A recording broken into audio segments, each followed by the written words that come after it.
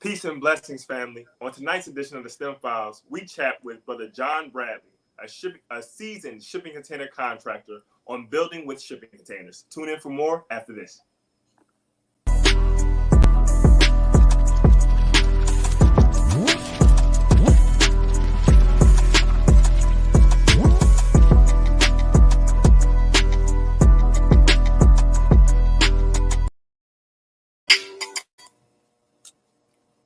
Again, greetings, peace, and blessings, family. Welcome to the STEM Files, the voice of STEM talent in Black culture, where we highlight the best and brightest in science, technology, engineering, and mathematics. I hope y'all missed me, family, so I know I missed you. Pardon me again for not being on for last week's show, as I had to handle some things, but I'm back and better than ever. Jabril Muhammad, aka Jabrilliant Engineer.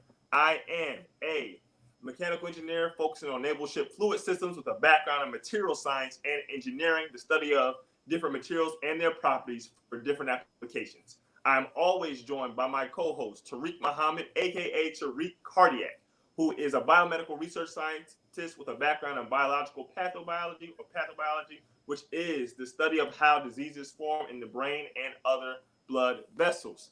Family are live at the STEM Files on Facebook, the STEM Files on YouTube. Make sure to subscribe to our content on YouTube. Like, comment, and share tonight's show, and follow us on Instagram at the STEM Files. This is every Thursday and Saturday at 6 p.m. Eastern Standard Time. And today, again, is our special Sunday edition.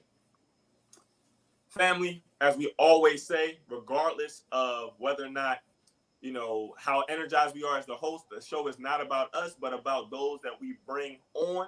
So without further ado, I want to introduce to some and maybe reintroduce to others our esteemed guest, Brother John Bradley. How are you, sir? I'm good. How are you? Doing well. Hold on. I can't hear you. Hold on. Let me do something real quick. Say that again, Brother Bradley. I'm good. How are you? Doing well. Can hear you. Awesome. I'm doing well. I can't complain. Thank you again for coming onto our wonderful platform and gracing us with your presence and your intellect and your knowledge. So before we begin, can you give us a brief introduction about who you are, what you do, and why you add value to the STEM Files today? My name is John Bradley. I'm from a small town in Tuskegee, Alabama. I started out building shipping container houses because of the housing crash. And I felt like I needed to change the direction we was going in as far as my living situation. And so I did research on how to build shipping container houses, and I built my first one about 5 years ago. Awesome. So would you say about 5 years ago is when you really kind of first started getting into that industry? Yeah. I was trying to do research to find out a less expensive method of building houses. I built a conventional house that I currently own.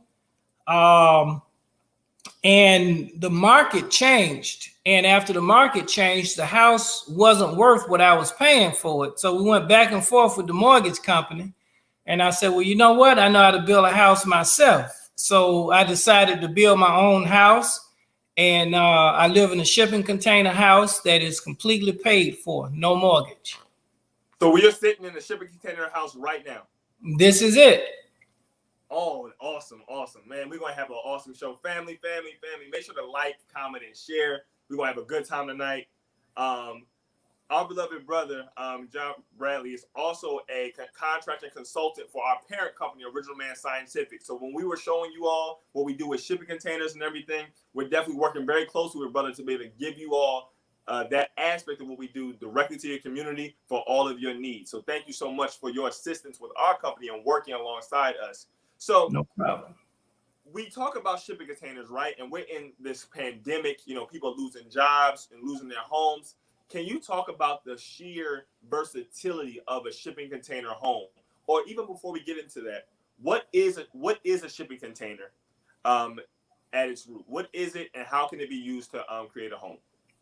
Well, actually, shipping containers was, I think, was invented by this guy back in the late '60s, and it was basically used to ship cargo overseas and around the world. And they had to build something strong and durable enough to withstand the seas, salt, the different elements.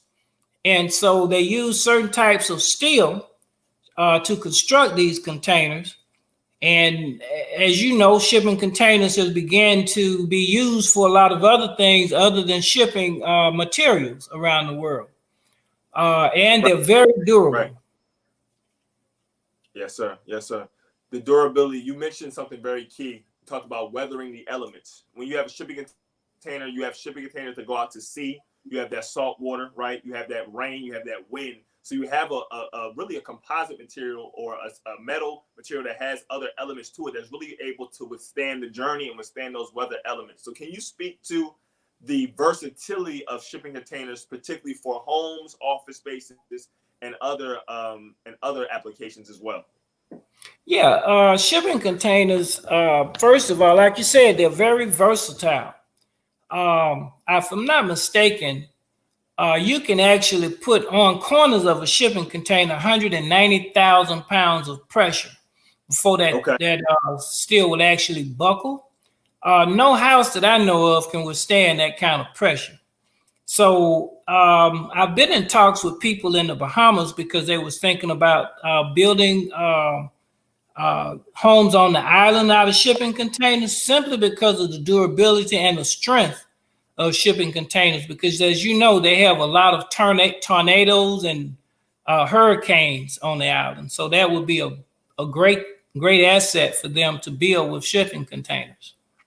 Yes, sir. Yes, sir. Awesome. So, like I was saying before, we have a lot of general interest in, our program, OMS Cubed, how we're working with you and everything and our ability to service and provide shipping containers. So, can you walk us through a bit of the process of kind of designing and figuring out what type of shipping container home or how you would construct your shipping container for your particular purposes? Yeah. First of all, you would need to know exactly what are you trying to do with shipping containers because, like I said, they are very versatile. Right. You can use one, two, three containers. In fact, the house that I'm living in now is three containers, but this is called a hybrid shipping container house. Hybrid means it's shipping container and conventional house put together. It's not just shipping containers, it's conventional and shipping containers. Okay. Awesome. Awesome. Peace, beloved. What's going on, big bro? What's going on, family? I apologize for being so late. How y'all doing this evening? Good, Doing well. good. Doing well. Much better now that we see you. Oh man, I'm feeling better now that I see y'all. Yes, sir. Yes, sir. Definitely feel Excellent, free to excellent. tap in. Definitely feel free to tap in. So I guess my Got you, follow-up got you. question, Brother Bradley, is I'll give you a scenario. So I have a friend, a young couple, and they own a farm, about 21 acres. They already have a home on the farm. But one of the things that I wanted to get into conversations with them about is utilizing shipping containers for certain things on their farm. So from that perspective, if I want to use shipping containers on a farm, in your experience, what are some applications I could particularly look into in the perspective of farmland? Wow, that's a good question. I have a friend currently doing exactly that. He's in the quail farm business. Okay. He has about 8 shipping containers that he has converted into quail houses. I think he's producing over 2,000 birds at a time, Wow. and we're setting up to not only produce the birds, but we're also going to process the birds, all done in shipping containers. Mm. Wow. Okay. So when you say process the birds, is it in terms of just housing them, or are they being moved, or how is that process, or what is actually happening when you talk about processing the birds for that application? Okay, when I say processing, we're going to use quail for meat. We're probably setting up distributions with different restaurants, people who prepare quail. We're currently doing quail eggs at the time. You can also order quail eggs from us. But when we say processing, that means we're going to slaughter the bird, prepare the birds, package the bird for market. Wow. Got Okay. you, got you. Awesome. Okay, Awesome. cool. Now, I'm not sure if this question was already asked already, but what was it that made you want to get involved in building with shipping containers? Because I know this is the science of using containers to build homes, businesses, and what have you isn't new. But what made you start from? Because I'm not. So let's take us back a little bit. So when did you get involved in contracting? Like, tell us about your engineering journey so far and how you got involved with containers. Actually, I built my own house, my own home. Um, I started going through back and forth with the banks over the house that I bought prior to this one. And I got a little upset. And I said, well, you know what? I got the skills to build my own house. I don't have to take this. Right, And right. so we went back and forth with the bank. And so I said, I told my wife, we'll just walk away from it. I'm not paying for something that's not worth that. Right. And so I started doing research online, signed up for several classes online, took tests, and I already had some building experience prior to that. So it wasn't a big stretch to switch over to shipping containers. Mm. Now, did you notice? Were there any challenges that arise when you made the switch? Were there any things that you had to learn or adjust to from the usual brick and mortar? It was a kind of a learning curve because basically you're not dealing with the square footage right off the bat that you would with a conventional house. Basically, when you use a shipping container, you're taking a small box and you're converting it and you're expanding it to the square footage that you want instead of building it to the square footage that you want. You have 4 existing walls and a floor, which saves time as far as construction is concerned, because once you set it down, you already basically have a structure already there. I've gone for 2 years working on a container house sometimes. And the blessing of that is the structure is already there. In a conventional building, if you let it sit up for 2 years and you go back to work on it, it's disintegrated. Mm. So you can work with your finances. Basically, if you save up some money and you get started and you run out of money, well, you can just stop, save up some more money. When you go back, is right there where you started from. Right. So you're saying that if you were to start a shipping container project, you leave it for 2 years, you can come right back to it. It's exactly the same. Exactly the same. You can't do that with a conventional construction because that wood is not going to hold up like that. Right. Absolutely. I'm glad you brought it up again. Every time someone talks materials, durability, toughness, and versatility, shipping containers are really an embodiment of all of those things. When you talk about obviously the fact that there's a simplicity to a shipping container versus a kind of a traditional home, but also the fact that you can literally take some time off, come back, reassess, and not really worry about from a material perspective, there's any degradation or things like that because of how they're built and how they're synthesized. So that's awesome. So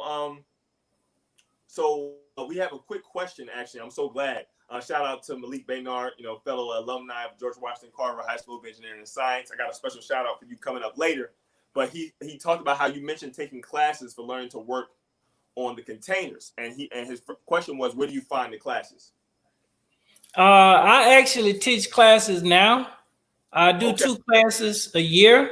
Due to the COVID situation, we actually did not have the class this year, but it has been in April and October. We do 2 classes a year on hand. You actually get to come out. You actually get to cut the container. Everything you need to know about building a shipping container house from start to finish. Once you take that class, then I will obviously work with you as a consultant if you need further help. Absolutely. Yep. Yep. And as a matter of fact, Original Man Scientific, we're going to be helping Mr. Bradley with making his classes more virtual so they can have it more times throughout the year. So we can get the knowledge into the heads of our people more frequently, and more of them can, take advantage of this wonderful science. Exactly. So absolutely, absolutely. So my question is this. So, rural areas and urban areas have their own set of rules, own set of guidelines. Yeah. What are some of the regulations or building codes that shipping containers have to abide by if they're in a rural area or if they're in an urban area? That's a very good question. That's one of the first things that I get into in my class, is basically depending on where you want to locate your container home. Different codes, different building codes are different in different areas, obviously. My first home was built in a rural area. I did experience some pushback because it was very new. A lot of municipalities are not very familiar with container construction. But once you go in with a set of plans and you talk to them and they realize you know what you're talking about, first of all, then they kind of relax a little bit. Another project I did in Savannah, Georgia, I had to go in and talk with the city councilman because it had to be approved to be built in a city limits. So, there are different criterias in different areas, and basically you have to do your homework, first of all, before you actually invest any money, because they may just tell you can't do that in that area. And this is regardless of urban or rural, right? Yes. Okay. Got it. Jabril? But rural is a little bit more lax than in city limits or city municipalities. You may, encounter a little less pushback in rural areas than you do in city areas. Okay. Gotcha. So what would be the process like if somebody was doing it in a small rural area in Iowa or something like that? What would be the process by going to speak to whoever's in charge of that particular municipality? Like, what are the steps that you need to take? First of all, you would need to go to the Planning and Building Commission in that area. You find out what are the guidelines, the rules and regulations. Some areas you have to build a certain size house. Certain areas you can't put tiny houses in certain areas. So once you find out the rules and regulations in that particular area, they're going to ask you for a set of plans. Obviously, you have to buy your plans or have plans drawn up. And then once you submit your plans, kind of go from there. Got it. And how long and this may depend on the county or wherever you're living. What is the turnaround? Like, how long will it take for them to get back to you on average? It depends. The county has to go through a process, and once they go through their process, then they'll get back with you. Sometimes it can take a week. Sometimes it can take a month. It just depends on the county that you're dealing with or the city. Got it. Okay, Jabril, what you got? So much is swirling through my head. Thank you so much, family. Again, this is the STEM Files, right? Live on Facebook. Subscribe on YouTube. Please subscribe on YouTube. Follow us on Instagram. Jabril Engineer, Tariq Cartier. Yeah, we know you love those names. We're here every Thursday and Saturday. And yes, this is our special Sunday edition.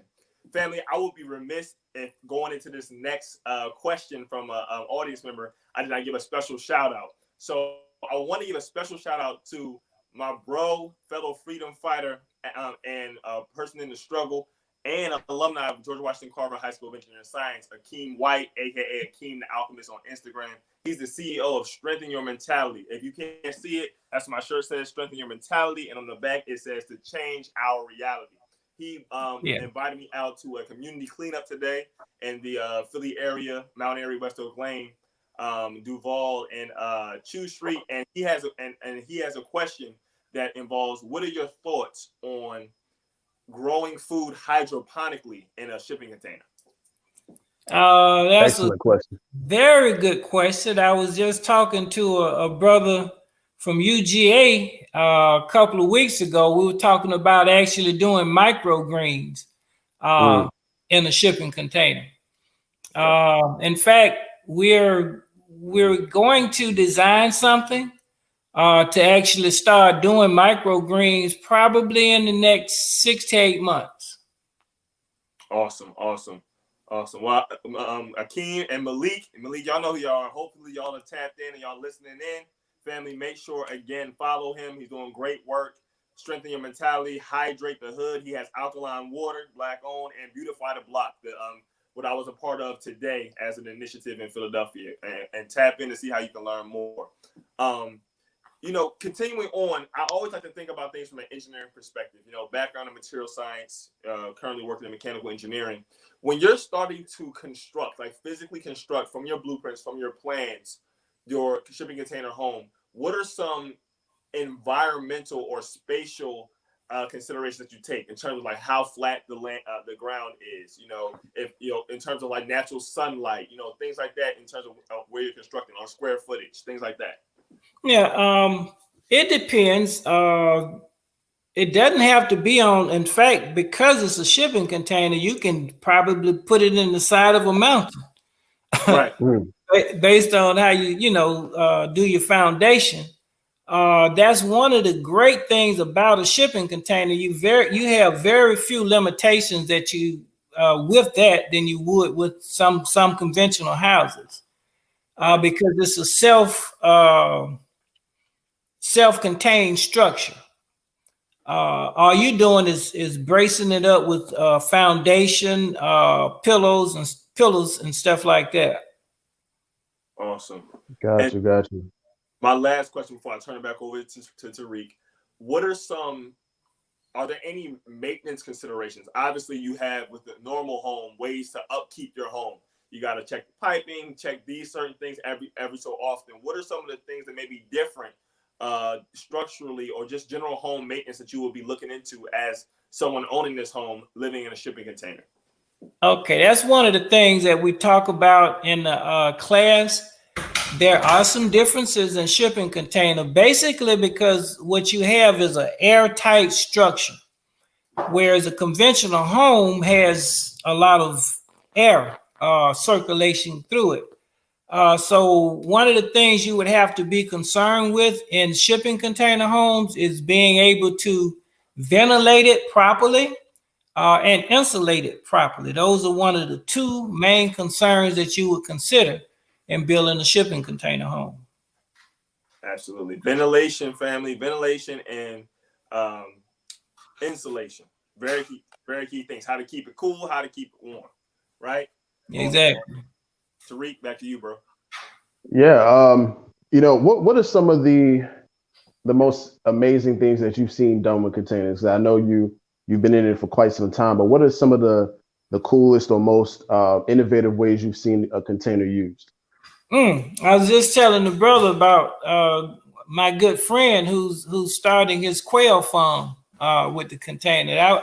I was just down there yesterday, as a matter of fact. He's in Tuskegee, Alabama, and the way he set that container up. He has his water system, lighting system, heating system. It's insulated. He's got a really nice operation out of that container. I mean, I hadn't seen anything like it. It's really nice. Nice. Do you often find yourself being asked to help with any of those? Like, okay, so let me put it this way: what's the coolest thing you've ever been asked to help with building, or is there anything, or have you just focused on homes and small dwelling spaces for now? Yeah, I've done cabins, off-grid cabins. I really enjoy doing that. Got a good friend. I helped him do an off-grid cabin. He's off on solar. He has rain catchment system. Nice. Um, it's really nice. I think he has a 20-foot shipping container that we had a living room, kitchen, bedroom. It's just a nice little cabin. Okay. Nice. Cool. Do you Awesome. well let me do this. I'm gonna pull up a picture real quick and I want you to kind of tell me about it and let the audience know the story behind this pic, okay? Mm-hmm.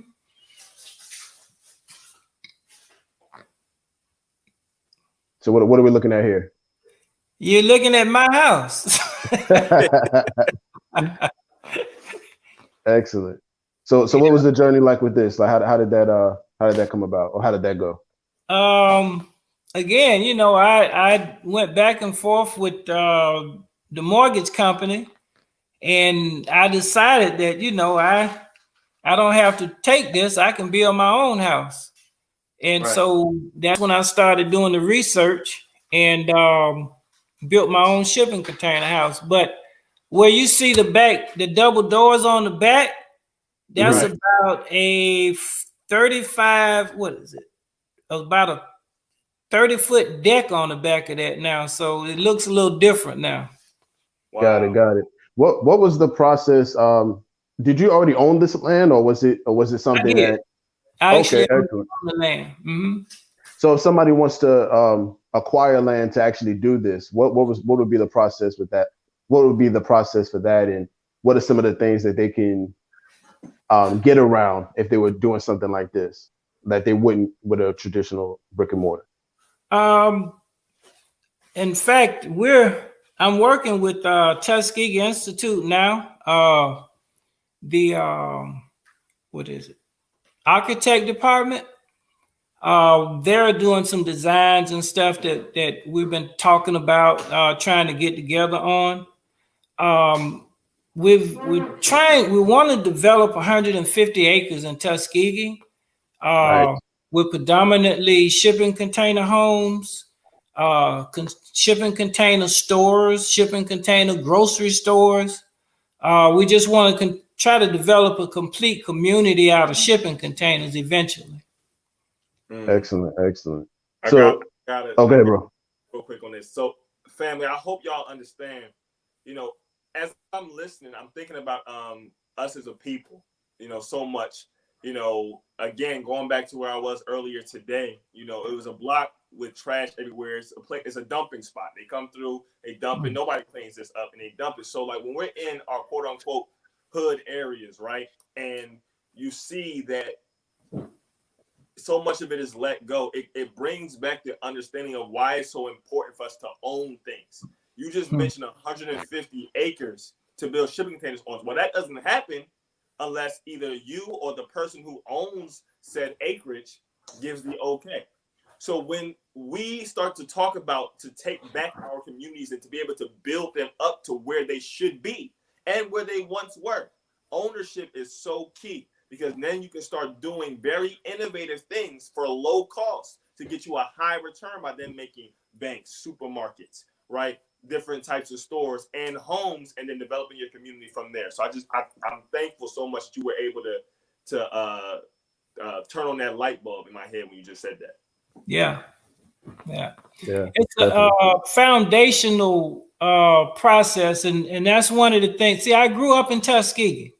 Right. I don't know how much you're familiar with Tuskegee, but as a child growing up in Tuskegee, I didn't have a lot of the stereotypes that most Black people had in America, because everybody was Black. And my grandmother used to always tell me, you can do anything that you put your mind to. She Right. didn't say you can do anything they allowed you to do. She said you can do anything that you want to do. And there's a difference. Awesome. So talk about, we talked about taking back our communities. We talked about being able to make a new reality for our people. But talk about how important it is for Black people, just specifically Black people, to understand what this science is and why it's important for them to grab a hold of it. I was listening to Dr. Boyce Watkins earlier today, and Yes, he sir. talked about ownership in the community. Again, if you understand the history of Tuskegee, where I come from, it was most prolific Black area in its time, not just for America, but around the world. As a child, it was a train that came to Tuskegee, which means we produce millions of tons of food from Tuskegee that went out around the country every year. A lot of people don't know that. There's a place called Brickyard Hill in Tuskegee. Brickyard Hill was where the ex-slaves made the bricks to build the school.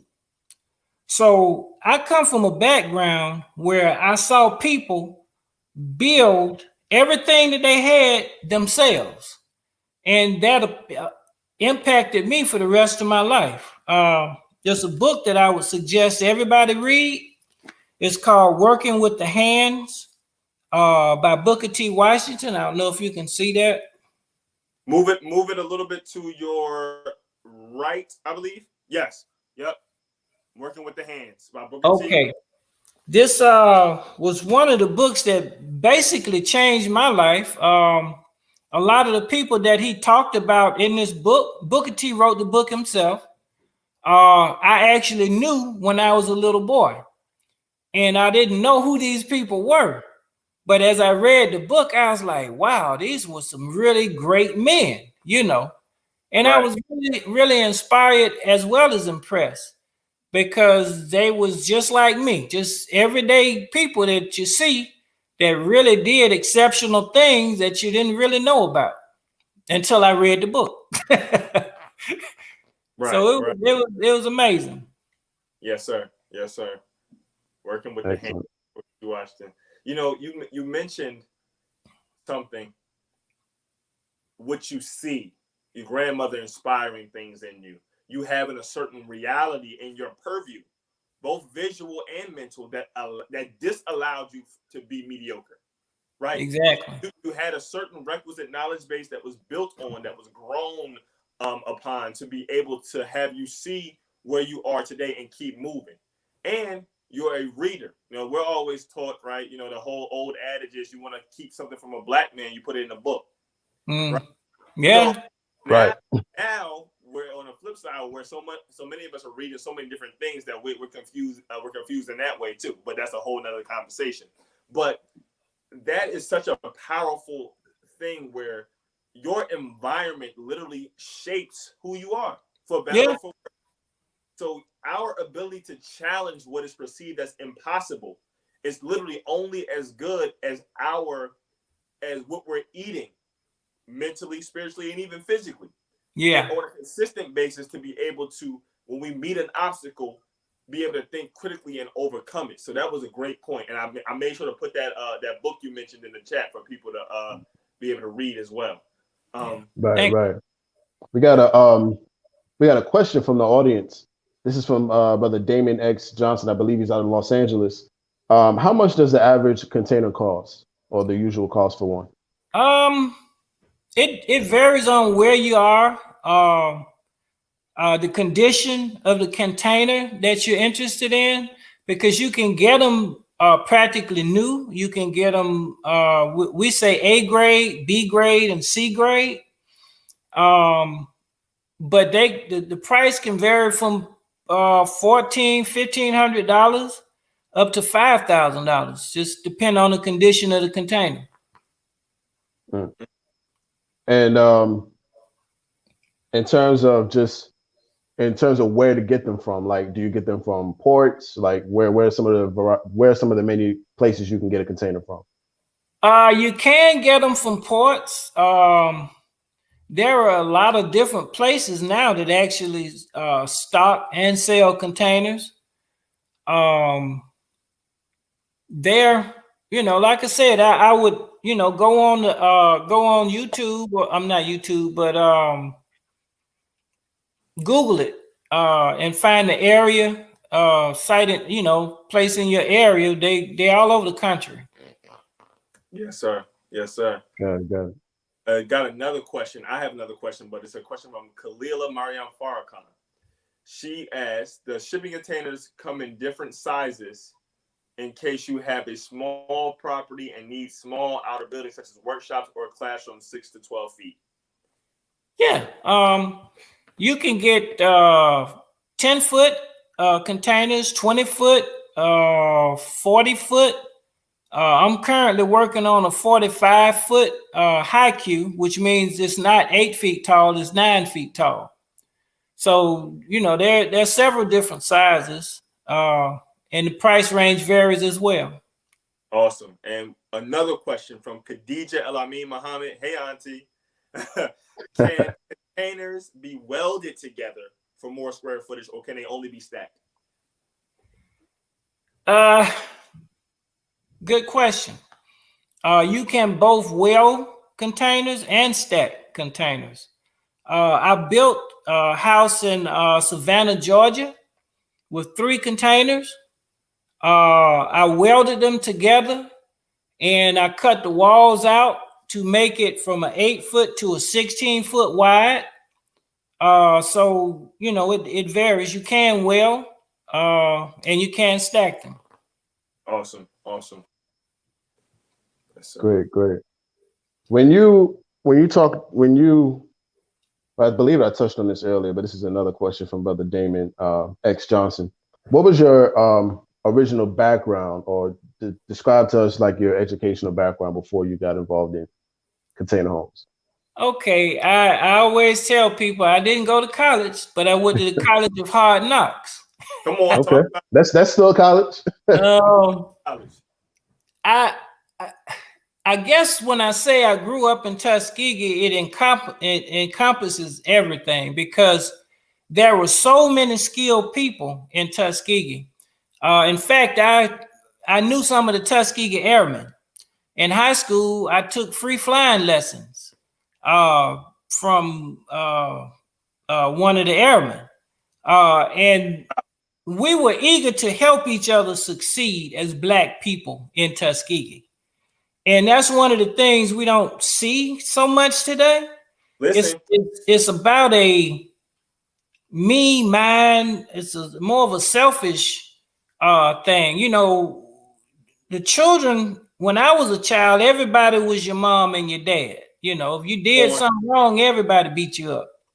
And so things are different now.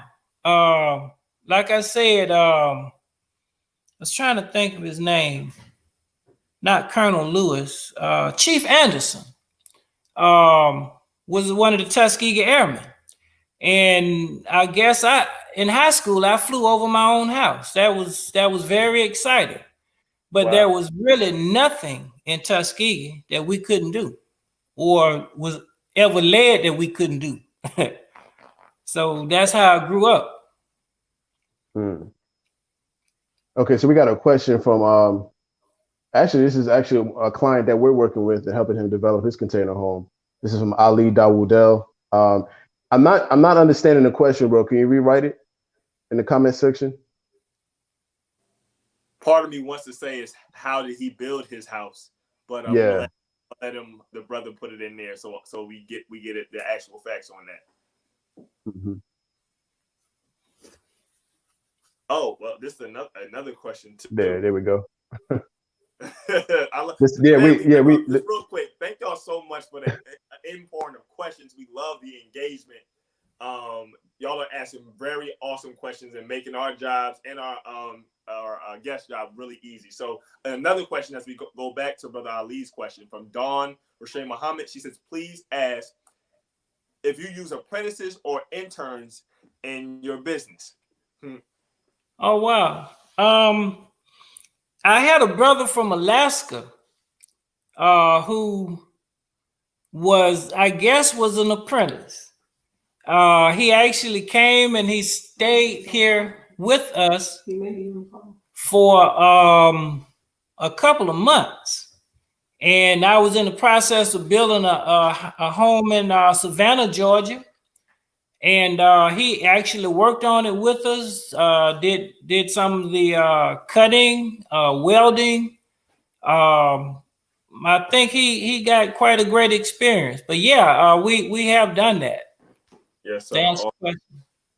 Awesome. And definitely, with Original Man Scientific and you consulting and being a contractor with us, we're always looking to help inspire young people, brothers, sisters, and people interested in our various networks to get up and running. So if you have people, for those watching, listening, that are in STEM, interested in the sciences, particularly shipping container homes and everything, definitely reach out to us at Original Man Scientific to understand more about OMS Cubed and how you can be involved as a customer, but how you can also be involved as one learning more.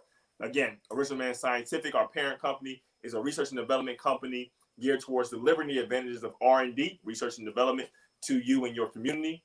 To learn more, go to www.omansci.com. That's omansci.com. Or follow us on social media at OMANSCI_. That's OMANSCI_. Richard Man Scientific family. Excellent. So I think we have that clarified question now from Brother Ali Dawood. He said, never mind on my question. He did the work himself. Okay. So yeah, we good on that. All right. So this one is from Sultan Muhammad. What is your opinion on container homes versus modular homes? Modular home to me is basically a wood frame structure. The shell, the framing is wood, is basically a wood frame structure that's being able to be moved and set up on a foundation. A container house is made out of steel. I forget the name of the steel, but it's a very durable steel. And a modular home might last you 20 years, maybe. After that 20 years, you're gonna have to really go through. I mean, it's like average home today may last 30 years. By the time you finish paying for it, it's time to rebuild another one. The shipping container home will last 100 years. And if you paint it and sand it occasionally, it'll last 100 more. So, that's a no-brainer to me. Awesome. I have Gotcha. on the actual durability of it. So as an engineer, I work in the procurement, quality assurance, and the delivery of both brand new and refurbished, metallic equipment. Mm-hmm. As it pertains to shipping containers, have you worked with, or are you able to build homes with both new and refurbished shipping containers? And if so, what are the pros and cons of each? I've only worked on older containers for a reason, because that's more or less recycling is environmentally helping the environment instead of having millions of containers just stroll around the planet. Right. We can take them and repurpose them, which means instead of paying $6,000 for a container for a new container, or $20,000 for a new container, depends on the container, you can get one for $1,500 and serve the same purpose and last just as long. All right. So this question is from Kiara Muhammad, my wife of yours truly. We talked about the different projects that you've done with containers, but what has been your favorite? Like number one, the most that you've enjoyed doing since you started? Oh, I just finished the house last week. This sister out of Houston, Texas. Make a long story short, they contracted me a couple of years ago to do a container house for them. And in the process, she lost her husband. And that's what I was saying. It can sit for a while. And when you go back, it's just like you left it.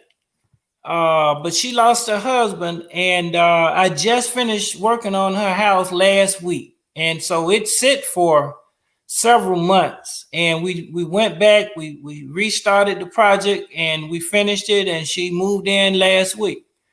But that was one of the best projects I've done, because I had a chance to pull from a lot of different experiences. That each time I do one, my last one is always the best, because I get to pull from all of the mistakes and failures or whatever from the previous ones that I did, and each time I get better. Wow, wow. You know, as you're talking, as we're here, you know, I can't help but think about all of those, including yourself at this point, that have helped pave the way for our respective areas in STEM. And, you know, we think it very important for us to do our best to give back to those coming behind us, you know, Exactly. black, white, and different, and particularly those who look like you and I, of course. If you have any conversations with young men, young black women, or just young people in general who are interested in STEM, interested in architecture, interested in some of the sciences, engineering, mathematics, but don't necessarily want to go to college, what is some advice that you give them for still being able to engage in the wealth or the great breadth that is the STEM fields, and be able to not only make money for themselves, but also see a level of success for themselves outside of money as well? That's a good question. Like I said, I never went to college myself, but I always made sure that I had skills that I could use.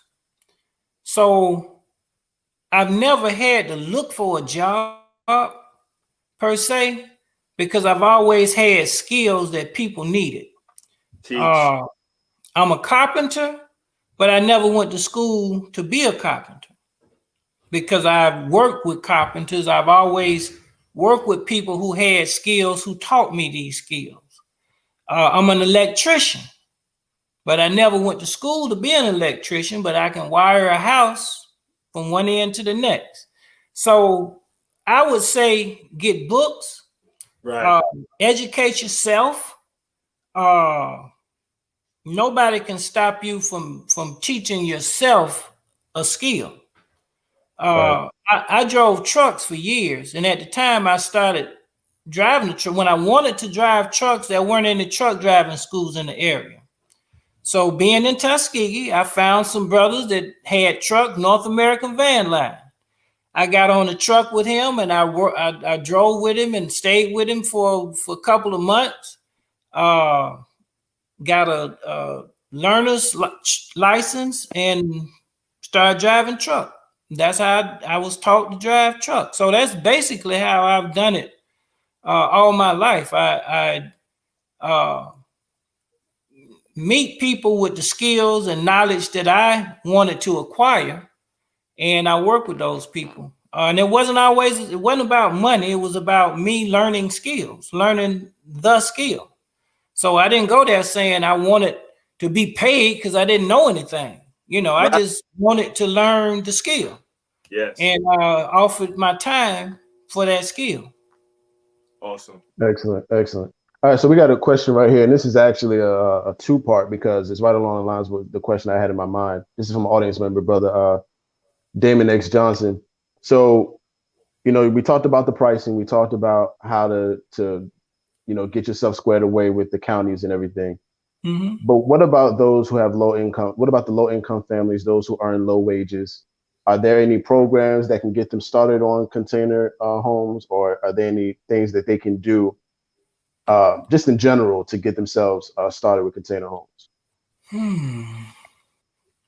I often say that we live in a microwave generation today. I saved My grandmother taught me how to save. She said, you know, if you get a job, regardless of what it is, always pay yourself 10%. Mm. I did that all my life. So before I paid a light bill, a gas bill, or any bill, I paid myself 10%. Go ahead. And I saved enough money to do certain things without having to borrow money. And that's how I was able to do it. You know, we always we I think it's a trap, in my opinion, to deal with bankers. They've never been for you, never Mm. have been, in my opinion.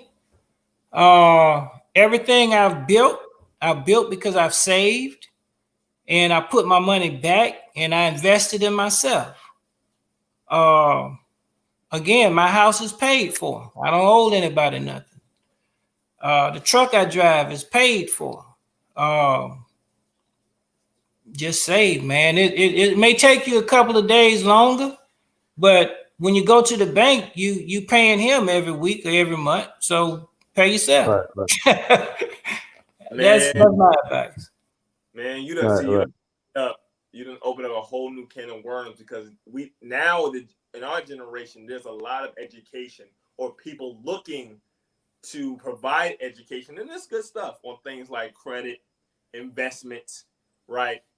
Understanding banking and how to flip things and whatnot. But you went back to really those lowest terms. If you really have no business in the arenas of credit, investing, if you can't save any money, if you cannot discipline yourself to save money, and I'm talking to myself first, because it can be a struggle when we live in this, like you said, microwave society. We want things now. We're given opportunities and ways to get things when we want them.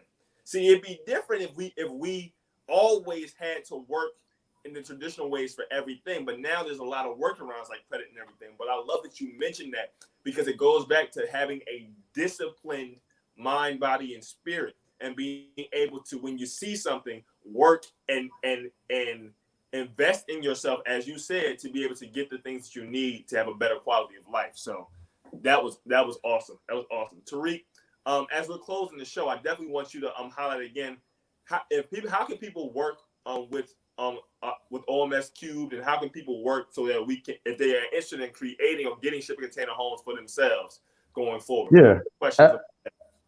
Absolutely. So if you're interested in putting a container home on your property, on your land, just go ahead and reach out to us on our website, omansci.com. That's OMANSCI.com.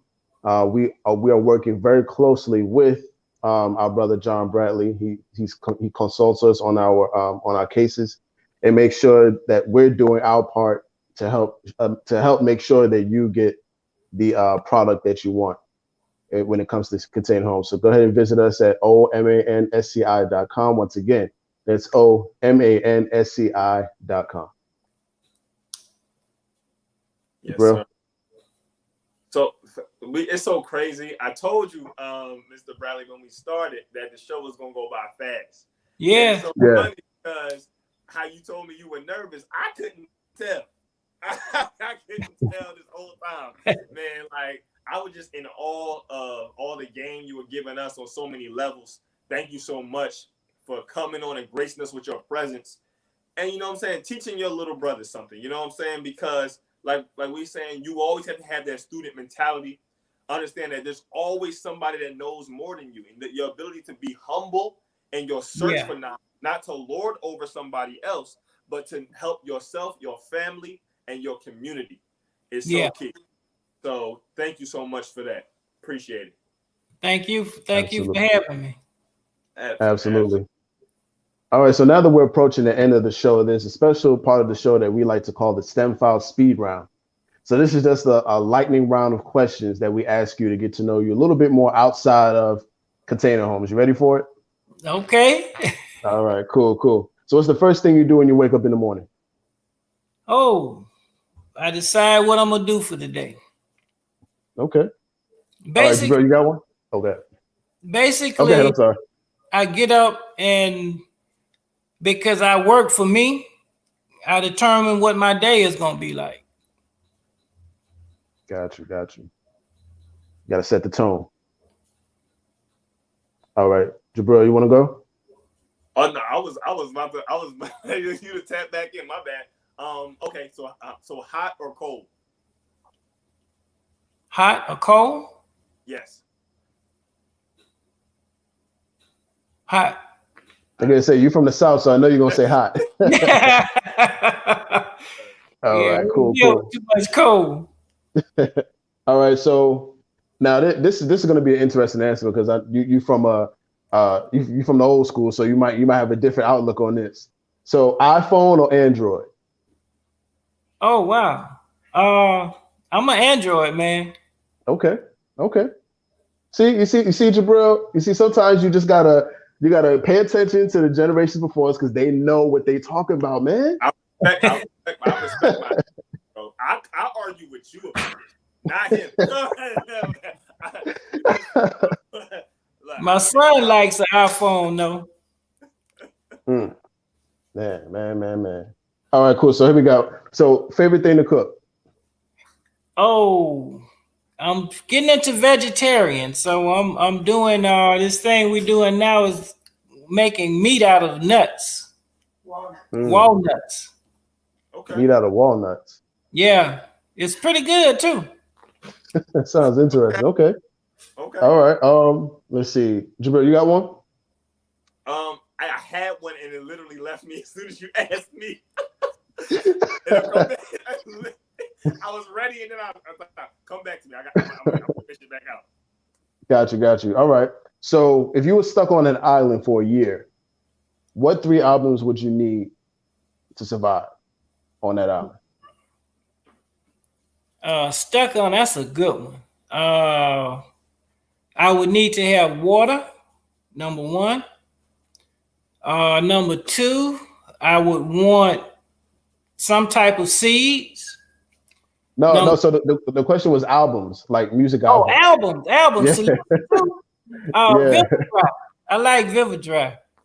Okay. And old school OJs and Marvin Gaye. Okay. All right. Come on now. What's going on? That's what I'm talking about. Yes. Okay. All right. What's the worst job you've ever had? Oh wow. Worst job I've ever had. Man, I never mind working, so I've had some hard jobs, but I never considered them bad. I mean, it was just a job. I can't think of one right off. I worked at steel, a lead company once. And they did these tests on you to make sure you didn't have to get lead poisoning. I hated that job. So yeah, there's one. Okay. I got one. $2 million today or $4,000 a week for the rest of your life. Say that again. $2 million today or $4,000 a week for the rest of your life. A little of a lot or a lot of a little. That's the first thing come to mind.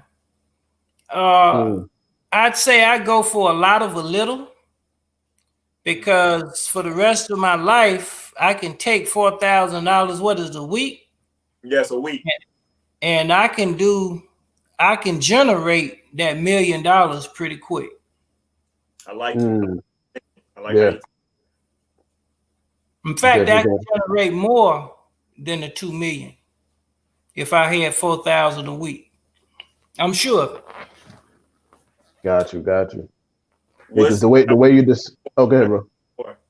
What's one thing you never leave the house without? Or do your best to not leave the house without? My knife. I feel it. Protect yourself at all times. Yeah. Well, I mean, you can do a lot with a knife. You know, if you get stranded, you can hunt. I mean, cut stuff up. You can do a lot with a knife. Absolutely. Got you. All right, so let's see.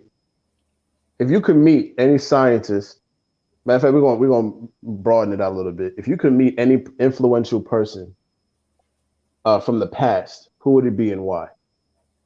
Booker T. Washington. I knew you were gonna say that. Because Booker T was pretty much the most influential person in my life today.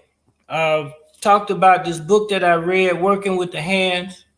And I knew a lot. My grandmother knew George Washington Carver. Mm. And Wow. coming from that experience, the knowledge that they had then, that if we had continued on that path now, we wouldn't be having these arguments about Black people being in the same situation 500 years later. Come on. A lot of the problems were solved, but we kind of reverted back instead of taking that knowledge and going forward with it, in my opinion. Yes, sir. That's right. Yes, sir. That's right. Spent a lot of time. We spend a lot of time as a people trying to determine who's going to lead, Right. instead of just looking at the examples given to us by those leaders and just doing it. You know, That's it. That's always it. like, Working with the hands is a perfect example. Booker T talked about back in slavery time, he had to convince Black people to farm. Now, Come on. Black people said, I've been farming my whole life. Why do I need to know how to farm? Yeah, you've been worked, but you weren't working for yourself. And there's a difference. I work for myself today. Everything I built for myself. And I'm self-made. And I'm happier than I ever been. I'm financially secure. Because I worked for myself. I wasn't worked. And that makes the difference to me. right. That reminds me of when That one. yeah. that what you said reminded me of how Booker T. Washington was trying to get those who were majoring in agriculture to see why they didn't want to major in agriculture. It was because of slavery and what they've been forced to do rather than what they could do on their own for themselves. Exactly. You know, so yeah, absolutely. We got that same struggle today. You know, a lot of people don't want to work with their hands. I have no problem with it. Because I work with my hands, I live in the house that I built. Right. Because I worked with my hands. Now, I could have done it the easy way and went and got a mortgage and paid for it for the next 30 years.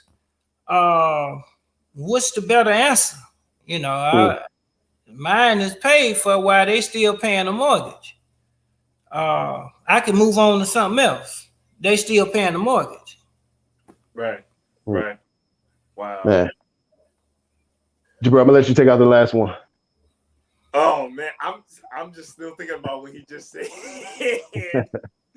Okay, so I guess for this last one, and again, you can think broadly, but my name is John Bradley, and I Hmm. am an innovator. Woo! Wow. Yes, you are. Yes, sir. Absolutely. Yes. No question. No question. All right. For those who are watching, this has been another edition of the STEM Files, where we are the voice of STEM talent and Black culture.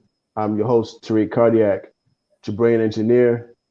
Jabril, can you let the people know where they can find more of our content? Again, family, yes, thank you so much, Tariq. Again, the voice of STEM talent and Black culture, where we highlight the best and brightest in science, technology, engineering, and mathematics. Typically every Thursday and Saturday at 6 p.m. Jabril engineer Tariq Cardiac. You can find us on Facebook at the STEM Files, YouTube at the STEM Files. Make sure to subscribe to our YouTube channel, and follow us on Instagram as well, and Twitter now. The STEM Files. Oh yeah, I forgot to put the Twitter one up there. I forgot. I was like, well, we on Twitter now too. Family, it's been a blast. Thank you, Brother Bradley, for gracing us with your presence and teaching us as you have.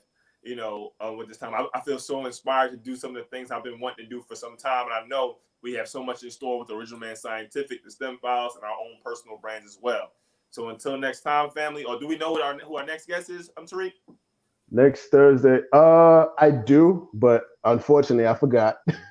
So for those who are watching right now, just stay in touch with all of our social media to get the latest updates on who will be our next guest on the STEM Files this coming Thursday.